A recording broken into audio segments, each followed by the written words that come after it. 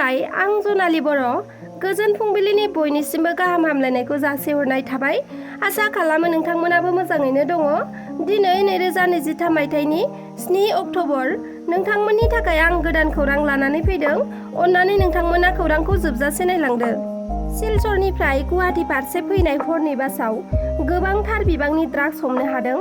मिथिना मोननाय बादिब्ला AS24AC1152 नाम्बारनि हराव खारनाय बासआव पुलिसआ सिग्रोमनानै मोन 30 साबोननि बाक्सायाव आबुङै सोनानै लाबोनाय ड्राग्सखौ हमनो हादों। रिपर्ट बादिब्ला जब्द खालामनो हानाय ड्राग्सआ गासै 921 ग्राम आरो बिनि बेसेना 9 कौटिनिबो बांसिन जागोन होननानै मिथिना मोन्दों। कौटि रांनि हेर'इनजों लोगोसे पुलिसआ 3 सुबुंखौबो हमनो हादों आरो हमजानाय 3 सुबुंखौ बास ड्राइभार, हेन्डीमेनजों लोगोसे गुबुन दाबसे जायगानिफ्राय गुबुन दाबसे जायगासिम ड्राग्स बारहोग्रा होननानै मिथिना मोन्दों। रिपर्ट बादिब्ला जब्द खालामनो हानाय ड्राग्सखौ मिज'रामनिफ्राय कासार जानानै गुवाहाटीयाव लाबोनो नाजादोंमोन। मुम्बाइनि गरेगावआव दुखुनांथावना जाथाय जादों। गरेगावनि जे भाबानी होननाय 7 थाला थानाय बिल्डिंआव हरखाबै गिलु-बालु अर खामनानै 7 सुबुंफोरा अरजों खामजानानै जिउ गोमायो आरो 14 सुबुङा अरजों खामजानानै गोब्राबै जोखोम जादों आरो थैनायजों जुजिगासिनो दं। बिनि अनगायैबो 51 सुबुंफोरा जोखोम जानायजों लोगोसे 30 सुबुंफोरखौ बिल्डिंनिफ्राय रैखा खालामनो हादों होनना मिथिना मोन्दों। मिथिना मोनबावनाय बादिब्ला थांनाय मैया फुंबिलिनि 3 बाजिसोआव बे अर खामनाय जाथाया जायो। नाथाय बे अर खामनाय जाथाया मानि थाखाय खामदों बेखौ दासिमबो मिथिना मोनाखै। बिल्डिंआव अर खामनाया जोबोद गिथावनामोन। 7 थाला बिल्डिंआव खामनायनि अनगायैबो साखाथियाव थानाय गारि आरो गलाफोरखौबो खामफानानै सेवहांगार जायो। उनावहाय अर खोमोरग्रा गं 16 खान दै गारिया फैनानै अरखौ खोमोरनो नाजायो आरो फुंबिलिनि 6 रिंगासो समाव अरखौ खोमोरनो हायो। जोखोम जानाय सुबुंफोरखौ HBT ट्रमा केयार देहा फाहामसालि आरो कुपार देहा फाहामसालियाव दैथायहरनाय जायो होनना मिथिना मोन्दों। बड'लेण्ड मुलुगसोलोंसालिनि भाइस चेन्सेलर प्रफेसार लाइस्राम लादु सिंहखौ होखारनांगौनि दाब दाब जायगायाव गोबां खेब सोमावसारबोदों फरायसा आफाद मिरु एबसुआ। नाथाय इसिबां सोमावसारनाय हाबाफारि लासेयावबो रायजो बेंगिरिया जेबो राहा लानायखौ नुनो मोनाखै। गुबुन फारसेथिं बड'लेण्ड मुलुगसोलोंसालिनि लांगोनायाव भाइस चेन्सेलर लाइस्राम लादु सिंहखौ होखारनांगौनि गोख्रों दाबिजों एबसुआ मैयानिफ्राय जोबनो गैयै समसिम सोमावसारनायनि धर्ना हाबाफारिखौ लादों। बे धर्नानि गेजेरजों मिरु एबसुनि गाहाय नेहाथारि कनिन्द्र बसुमतारी बिथाङा जाख्ल'नायनि दायनिगिरि महरै फोरमान मोननाय सासपेन्डेड सासे सुबुं लाइस्राम लादु सिंह बिथाङा सोरनि अननायाव माबोरै गोजौ सोलोंसालिनि भाइस चेन्सेलर मासियाव थाबाय थानो मोनखो होनना आसाम सरकार आरो रायजो बेंगिरिनिसिम सोंथि खालामो आरो थाबैनो लाइस्राम लादु सिंहखौ बड'लेण्ड मुलुगसोलोंसालिनि भाइस चेन्सेलर मासिनिफ्राय बोख्लायनानै गुबुन सासे रोंगौथि गोनां सुबुंखौ भाइस चेन्सेलर महरै थिसननांगौ होनना दाबि खालामो। लोगोसे बे सोमावसारनायनि गेजेरजों बड'लेण्ड मुलुगसोलोंसालिनि जेंनाया जुदि सुस्रांजायाब्ला आयेननि राहा लानाय जागोन आरो आयेनखौ आखायाव लानानै PIL होनो एबा केस होनो थाखाय हाइकर्टसिम थांनो थाखायबो राजि होनना बुंथिदों मिरु एबसुनि गाहाय नेहाथारि कनिन्द्र बसुमतारी बिथाङा। सासे आइजोखौ मैदेरा गाग्लोबना बुथारना गालांदों। भेरगाव डिमाकुसियाव फिन हाग्रानि मैदेरनि उदखार।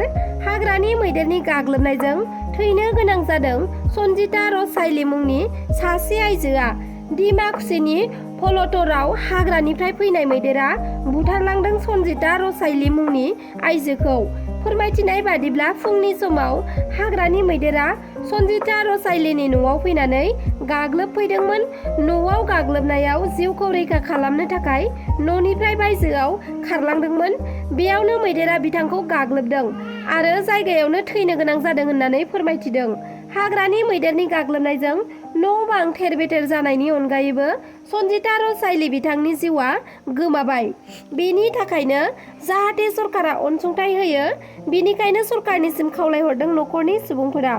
जरहाटनि बाहना ओनसोलनि थुवापुकुरि गामियाव अनिमा दत्त मुंनि 75 बोसोर बैसोनि सासे आइजोआ गावनि फिसाजोनि खाथियाव थानाबो ओंखाम मुथासेनि थाखाय थैना सेवग्लिनाय जाथाया दा सोराङाव फैबाय। बेमारि बिमानो फिसाजोआ जाग्रा आदार आरो लोंनाय दै जगायैया थैनायनि सिगाङावनो 6 दान जाखाबायमोन।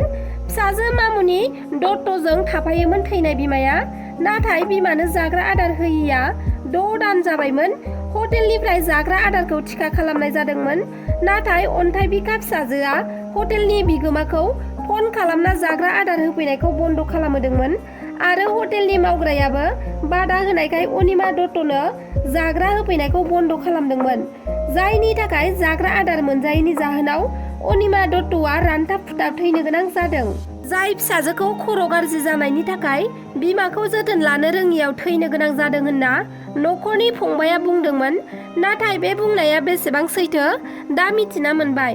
हटेल बिगुमाया फोरमायनाय बादिब्ला फिसाजो मामुनि दत्तआनो हटेलनिफ्राय जाग्रा आदार होफैनायखौ बन्द खालामनो थाखाय फन खालामना बुंहरदोंमोन। फिसाजोआ बादा होनायखाय जाग्रा आदार होफैयैया 6 दान जाबायमोन होनना फोरमायथियो हटेल बिगोमाया आरो बिथाङा बुंबावोदि जाग्रा मोनजायैनि थाखायनो थैदों होनना। फिसाजोआनो बिमाखौ बेबादि ओंखाम दै होआलासिनो बुथारनाय जाथाया बेसेबां सोमोनांथाव। 3 फिसा खांनानैबो गिदिर गोलाव खालामसेयावबो बिमाया ओंखाम मुथासेनि थाखायनो थैनो गोनां जानाय जाथाया बयनिबो गोसोखौ खामग्लिहोदों। साननैसो सिगाङाव बयजोंबो सिनायजानाय सुकुर आलीआ मोसौ बेदर लाबोनायनि दायाव आसाम पुलिसजों एरेस्ट खालामजादोंमोन, नाथाय मैया बिथाङा रेहाय मोनबाय। 21 सान जोबथेसालियाव थानायनि उनाव मैया बिथांखौ हगारनाय जाबाय। दै सिङाव गोदोनानै दङ नगाव मेडिकेल कलेज एन्ड हस्पिटालआ। इसे अखा हानायावनो लोमसावदों नगाव मेडिकेल कलेज एन्ड हस्पिटालखौ। मोजाङै प्लेनिं खालामनानै बिथांखि मावफुङि आरो इनफ्रास्ट्राकचार बानायैनि थाखायनो इसे अखा हानायावनो दैबाना जायो। मिथिनो हानाय बादिब्ला बृहस्पतिबार खालि हरनिफ्रायनो अखा हानायनि जुनै नगाव मेडिकेल कलेज एन्ड हस्पिटालाव दैबाना जादों। जाउनाव मेडिकेल कलेजनि बेरामि आरो बेरामि लाबोग्रा सुबुंफोरा गोब्राब जेंनाजों सैनांदों। बेनि अनगायैबो माखासे बेरामि लाबोग्राफोरा गिदिंलांफिनदों होनना मिथिना मोन्दों। ओरैहाय दै लोमसावनायनि जुनै मेडिकेलाव मोब्लिबनि जेंनाबो नुजाथिदों, जाउनाव जोनोम जागोदान गथ' गोरलैखौ दोनग्रा आइसिइउ खथायाव बांसिनै साननो गोनां जादों होननानै मिथिना मोन्दों। दिनैनि खौराङा बेखिनियानोमोन। नोंथांमोना आंनि खौरांखौ नायजोबलांनायनि थाखाय रोजा रोजा साबायखर थाबाय। जुदि आंनि चेनेलखौ नोंथांमोना साबस्क्राइब खालामाखैब्ला अन्नानै साबस्क्राइब खालामनानै लादो, जाहाथे आंनि गोदान गोदान भिडिअ एंगारोब्ला नोंथांनाव सौहैनो हानाय बादि। लोगोसे लाइक, शेयार, कमेन्ट खालामनो दाबाव। गोजोन्थों।